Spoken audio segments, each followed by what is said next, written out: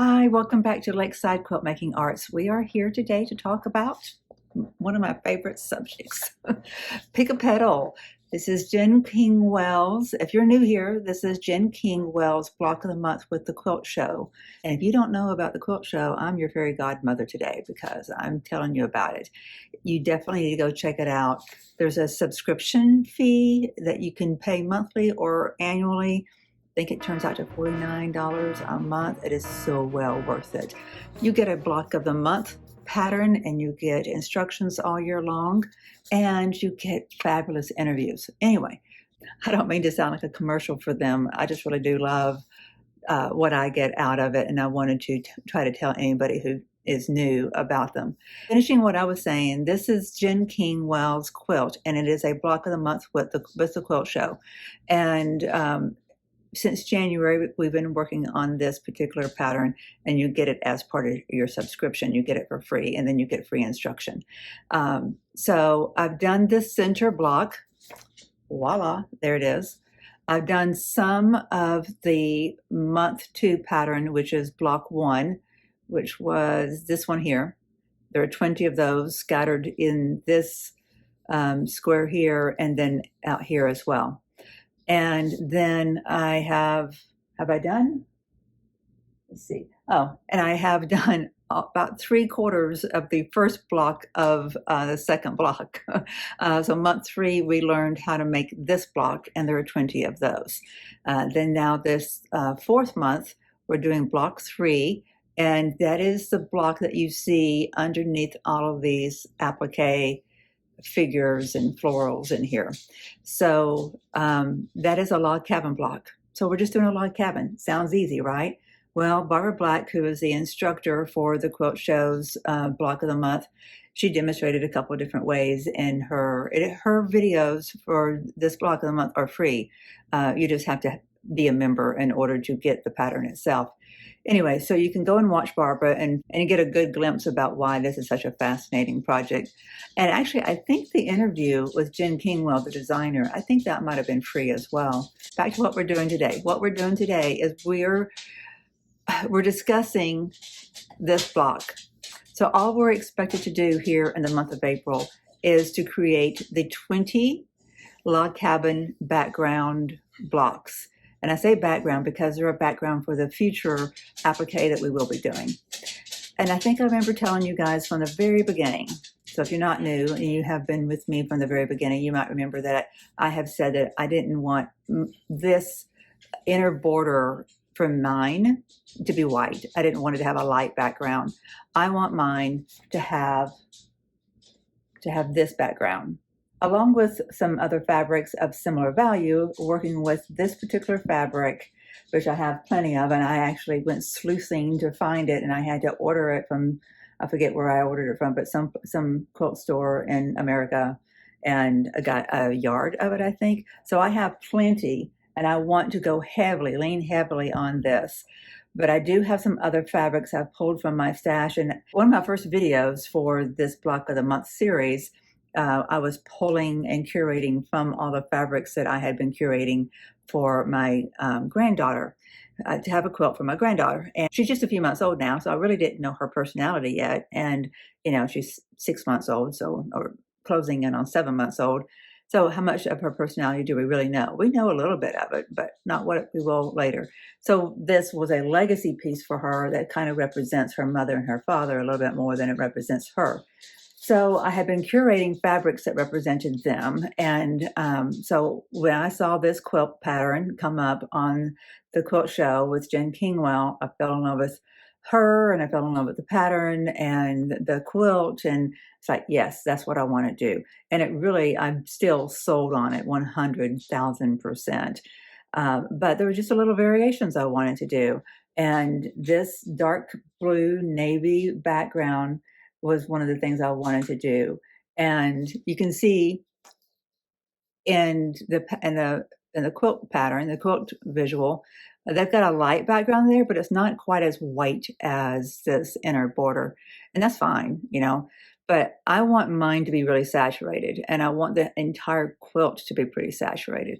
So I went through the so I went through my bins of fabrics I had curated for this quilt and realized I didn't have enough. Like I really kind of need, I have to look on the new pattern, but I think it was if I put a fresh fabric piece in each of the logs for the log cabin, I think it was 13 different unique shades I would need, unless I wanted to repeat some of the colors, which I'm okay with doing actually, as long as I disperse it evenly around the block. But just in case that doesn't look good, and I haven't experimented with it yet, I went ahead and I went through the rest of my stash, which is in this corner over here, and I pulled out some other fabrics that might work well. So I think that's going to be my first initiative to try to put together before this Sunday video is released. Today, we're just talking about color choices and just doing a little bit of an update on where we're going with this.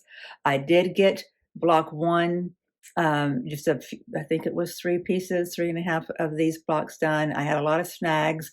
If you're new here, go back and watch the series.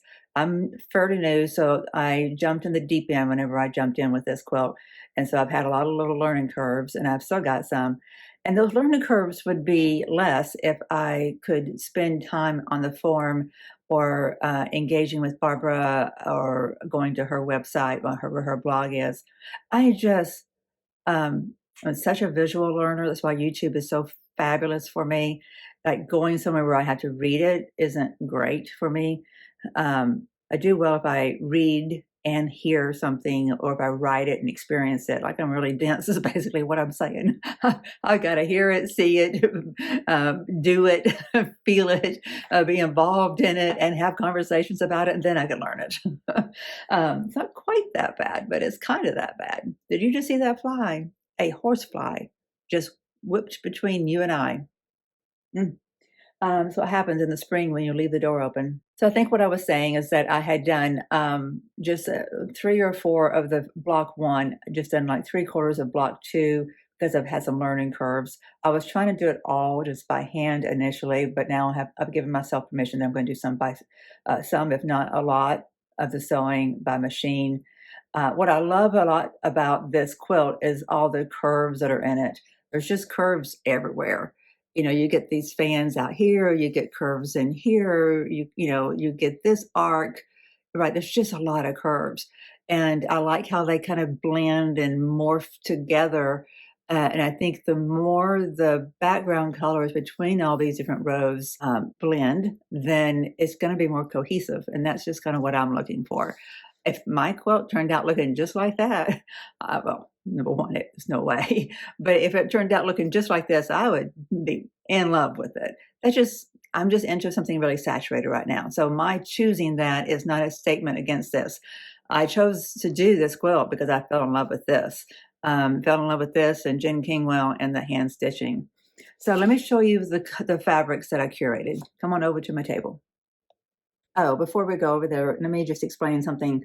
Because some of you are probably saying, well, how's your applique going to show up? Are you going to make your applique kind of blend in too? Do you just want that there for texture, or are you going to make it pop? I want it to pop, but not like white on dark, but color and medium to light saturation fabrics on top of the deeply saturated log cabin blocks is kind of what I'm thinking right now. So all of this applique that you see in here, all of that would be reverse of what you're seeing as far as saturation, where you got saturated applique on a light background. I would do right the opposite. A really saturated background with medium to light applique. I want that to have a little bit of pop, and definitely have texture to it, which of course it'll have because it's applique. But I think it will really carry the interest in the quilt if I do it in that manner. Not that there's not a lot to carry the interest. I mean, the eye has a lot to look at in this quilt for sure, right? One of the things I'm learning by this quilt is how to just break things down. And, I'm not a 12-year-old. I've been around the block and done a lot of different things in my life, and I know that you eat an elephant one bite at a time. But You look at this quilt and you think, oh gosh, that's kind of complicated, or there's a lot going on there. But just like anything else, it's just do X amount of this and X amount of that, and you just do it consistently, and then eventually that elephant is eaten. Let's go look at my fabrics. I know that looks like a mess, but if you look at it kind of like that, I did not clean it up prior to turning the camera on purpose, because this all blended together like this kind of gives you a feel for what that inner border will look like. You'll see that there's a couple of lighter blues in here, and then there's one that's got some brightness to it. This one I'm kind of uncomfortable with. I may, before I get to the point of using this, I will be going to a quilt store and I'll see if I can't find something that blends better with my original fabric, which you can't even see in here, which is this. This is my original right here. This is what I want. I've even thought about making the log cabin out of only this, and then you're cutting it up and turning it into a log cabin just so that you have texture, basically. But that's, I don't think that's the right look. But if I work with that and I put other dark blues with it and make a log cabin out of all these blues, see there's a little bit of brightness there, but it's still, very dark. A little bit of this left. Put that in there with it. That works, right? This one's kind of bright, but you could get away with it. I like this cranberry version of the dots. You could have a little bit of that sprinkled around in there. That's not too bad.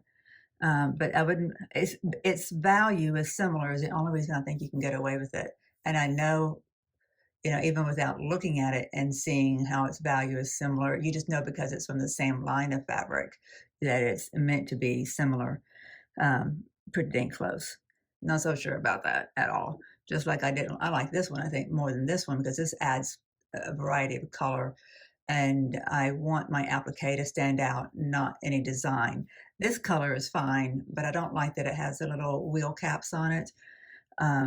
Same thing here. This is fine, but it is going to distract from my applique. So these two I'm holding off. If I use just a little bit of that in one of the blocks, especially if I use it for one of the shortest logs of the cabin, it's not going to be the end of the world. But then there's this, okay?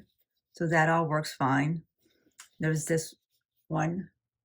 So all that is lovely, right? But how many, there's this one too. It's a little bit lighter, not as light as that. How many do we have here? 1, 2, 3, 4, 5, 6, 7, 8, 9, and 10. And again, I don't mind that we've got that. So I could do it with just these colors. I know I could pull off making 20 blocks with just these. I don't want to rely on this heavily, so I don't want a lot of repetition. Maybe just one log out of a few blocks have this in it. So I don't want that to be used heavily. And so that leaves us with this combination right here, which is a lovely, just a pool of deep ocean blue. And I love it. That's it in a nutshell. I've selected my fabrics for my next block. And so for the Sunday video, I hope to put these colors to work in creating at least 2 or 3 different log cabins by Sunday. Again, if you're new here, you don't know what I'm referring to right now. I've been working on a side job this week, and it's been helping my son get a piece of real estate sold, prepared to sell, and it's going live. The listing should be going live tomorrow, so I don't think I have to go back over there in the next 2 days. So I should be able to stay home, get caught up on things here, and get my next 2 or 3 videos out with a whole lot less distraction. I'm looking forward to that because I have been going 90 to nothing and leaving a wake behind me in the kitchen. I've not been here hardly any to do the maintenance that's required in daily living. So I need to spend some time doing that, do some laundry, do some dishes, clean the countertops, those kinds of things.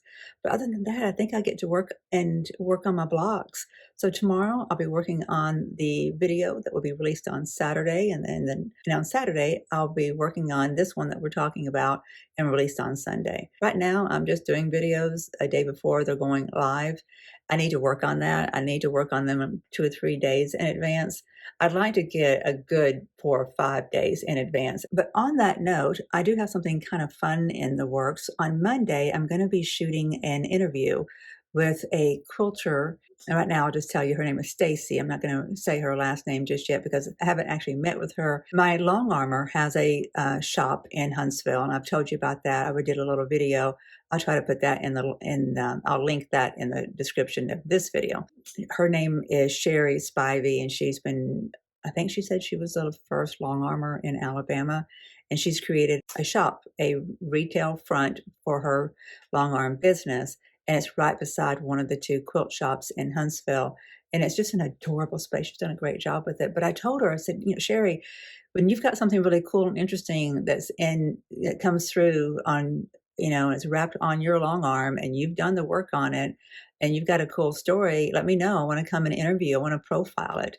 So I get to interview the designer and quilter and listen to her story about it.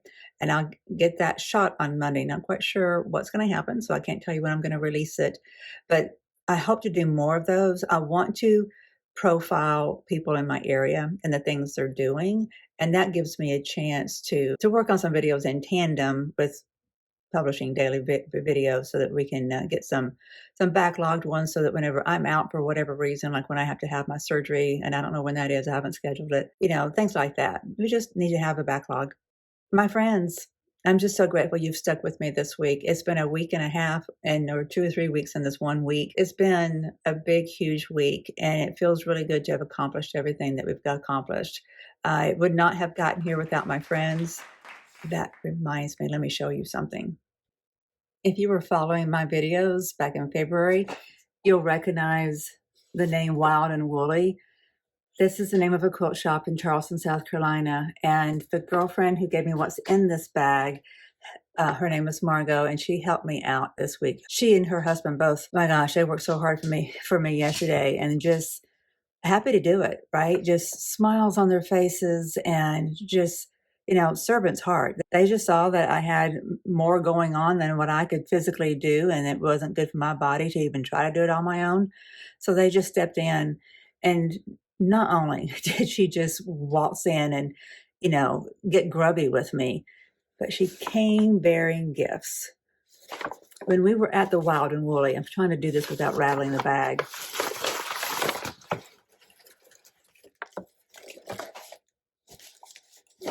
Set that right there. I haven't even looked at it yet. She gave this to me 2 days ago. Is that right? Yes, 2 days ago she gave this to me. And I told her the next day, I said, Margot, you've not heard from me about this because I've not received it yet. She looked at me like, I gave it to you. But I told her, I said, number one, my hands were grubby when she gave it to me. And I was flustered about the house and all the things I was trying to do at that duplex to get it, all the stuff liquidated and stuff cleared out of the shed.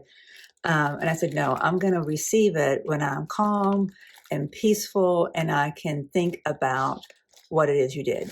Now, I know what's in here because I was with her when she got the yarn, and I saw the model that this was modeled from, but I haven't actually laid my hands on it. We're going to be doing it together. Oh, it's so pretty. It's so pretty. Let me get that out of the way. I've got a pile going on over there. Look at that. My friend is a knitter. I used to be a knitter, but I'm not anymore. Oh, isn't that pretty? Look at that. I don't know. I can't do a consistent tension on my stitches anymore, or I don't know if I ever did. That's just beautiful. I love it. It feels so good. 100% cotton, and I'm going to have to experiment with some ways of wearing it. It almost makes me want to wait to have my surgery until it's fall so I can have an excuse to wear this. But when I have my surgery, y'all will just have to deal with a Band-Aid. I assume they're going to go back into the same place that they went in the first time. They're just going to, if you're new here, they're going to go in and take out screws because I'm allergic to the screws. You can see it's a little puffier here than it is over here. It's a lot puffier than it is because over here there's no puffiness, but there's puffiness here. I had last May, I had a lot of hardware taken out because I was allergic to it, but they didn't flip me over in surgery to take out the ones in the front. So now we got to take those out. Anyway, so when I have that surgery, I'm going to want to cover up the incision for a while, right? Maybe it will be an excuse to wear this. You know, I'll wear a tank top and shorts and I put my scarf on. But man, that feels good. It makes me wish for winter again. Almost, not quite. We're just barely out of winter, so I don't think I'm going to welcome it back. But I'm not going to put this away with scarves and stuff. I'm going to leave this where I see it regularly. I'm definitely going to keep it where I can see it regularly so that I can just appreciate the gift that it is that my friend did for me. She's such a good soul. Everybody needs a Margot and a Kim. And a Wayne. These are the people who have stepped into my life this week and just made it a lot easier and made it plausible. And also, therefore, blessed my son because he was relying on me to get this work done so he could get the house listed. My friends, I hope there are blessings in your life too. There are people coming in and walking in with a smile on their face, come bearing gifts and offering to give of themselves and give service into your lives too. And when you can do that for somebody else, because I promise you, I'm here right now to tell you it makes a difference. That's my philosophizing and preaching for the day. I wish I could be as confident about all of my decisions that I'm making. I'm pretty confident about all this. I really am. It's like this is one of those kind of quilts where I think it's going to be hard to mess it up. So I'm going to go forth with this idea. We'll see what it looks like come Sunday. You guys have a great day. Happy stitching. We'll see you soon. Bye-bye.